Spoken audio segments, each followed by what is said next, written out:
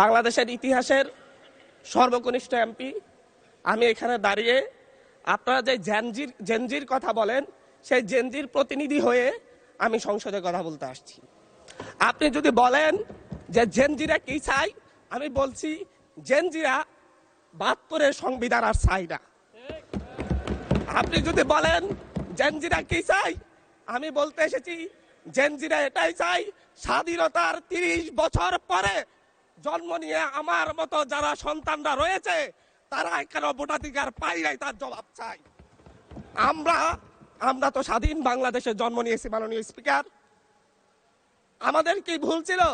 আমরা তো নতুন মানচিত্র পেয়েছি, আমরা তো নতুন পতাকা পেয়েছি, আমরা নতুন সীমানা পেয়েছি। আমাদের পূর্বপুরুষরা 1971 সালে রক্ত দিয়ে আমাদের জন্য একটি নিরাপদ বাংলাদেশ গড়তে চেয়েছেন, কিন্তু আমরা কি সেই নিরাপদ বাংলাদেশ পেয়েছি? আমরা কি সেই নতুন বাংলাদেশ পেয়েছি? আমরা তো সেই নতুন বাংলাদেশ মাননীয় স্পিকার পাই নাই। 71-এ 30 লক্ষ মানুষ শহীদ হয়েছে, জীবন দিয়েছে, তাদের পরবর্তী সন্তানরা যেন নিরাপদ বাংলাদেশে ভোটাধিকার পায়, যেন রক্ষী বাহিনী না হয়, যেন ভোটাধিকার পায়, যেন আবার দুর্ভিক্ষ না হয়। কিন্তু আমরা কি দেখেছি? আমরা দেখেছি বাংলাদেশে দুর্ভিক্ষ হয়েছে।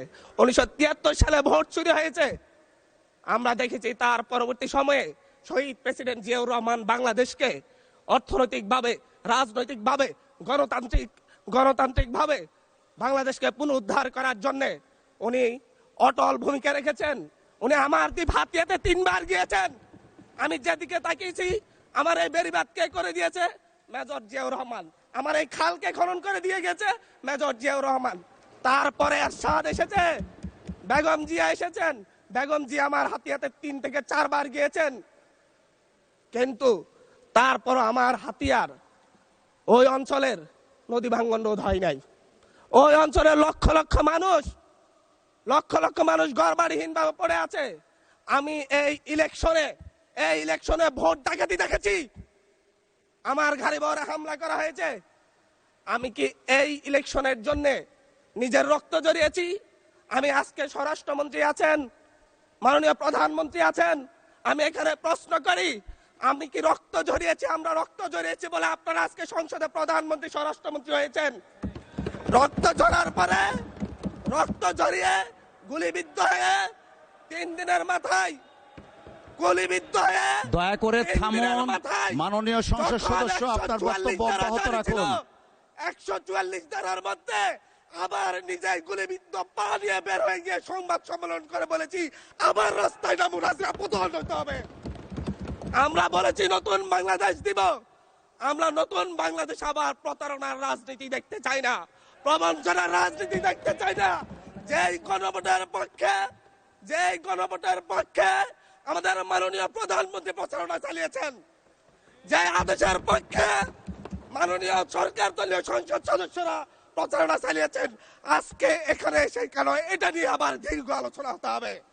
আমরা 90-এর গণঅভ্যুত্থানের কথা বলে যাই নাই। 3 জোটের রূপরেখা হয়েছে, বাংলাদেশ গণতান্ত্রিক ভাবে উত্তীর্ণ হবে কথা দেওয়া হয়েছিল, কিন্তু 94 সালের মাগুরার নির্বাচন কারা আয়োজন করেছিল? কারা 94 সালে মাগুরার নির্বাচন আয়োজন করেছিল?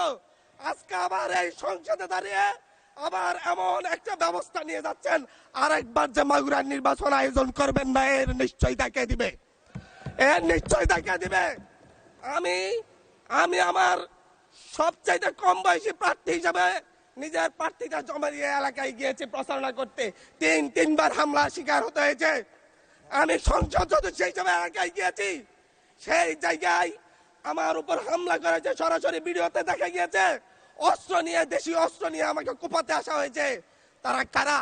ওরা তো তারাই যাদের প্রত্যেকের হাতে বিএনপি দলীয় নেতা কর্মীদের রক্ত লেগে আছে, প্রাণ লেগে আছে।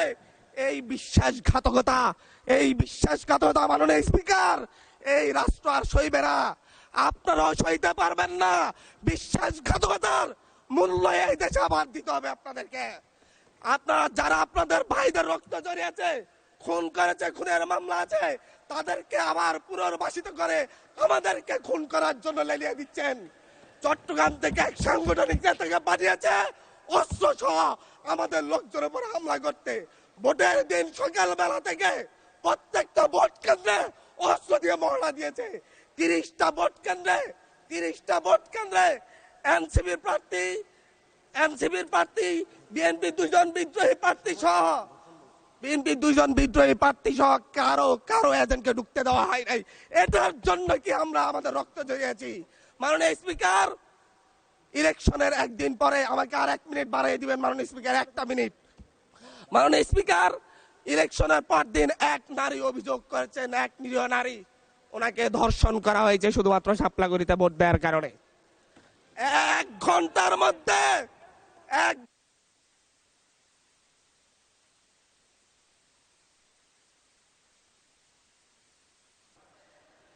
ধন্যবাদ মাননীয় সংসদ।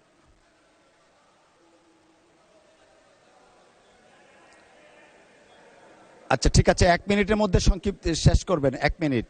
মাননীয় স্পিকার, একজন ভুক্তভোগী নারী অভিযোগ করেছে ওনাকে ধর্ষণ করা হয়েছে শাপলাগুড়িতে ভোট দেওয়ার কারণে। সার্কেল এসপি 1 ঘন্টার মধ্যে বলেছে এই ধরনের কোনো ঘটনা ঘটে নাই। আজকে 42 দিন পার হয়েছে, এখনো ডিএনএ রিপোর্ট আসে নাই। মামলা নিতে 3 দিন দেরি হয়েছে। সিভিল সার্জন অফিস তদন্ত কমিটি করে দিয়েছে, তদন্ত কমিটির রিপোর্ট জমা দিয়েছে। ভুক্তভোগী নারী জানে না তার তদন্ত রিপোর্ট কি এসেছে। এই ভয়াবহ পরিবেশ তৈরি কারা করছে?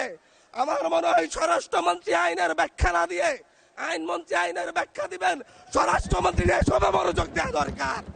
স্বরাষ্ট্রমন্ত্রীর মনোযোগ দেওয়া দরকার। সারা দেশে কোথায় কোথায় সন্ত্রাসীরা রয়েছে সেই সকল সন্ত্রাসীদের তালিকা করে তাদেরকে বিচারের ব্যবস্থা করা দরকার। স্বরাষ্ট্রমন্ত্রীর উচিত ধন্যবাদ মাননীয় সদস্য। নেতা কর্মীরা হত্যার শিকার হয়েছে তাদের বিচারের ব্যবস্থা করা দরকার। ধন্যবাদ মাননীয় সদস্য।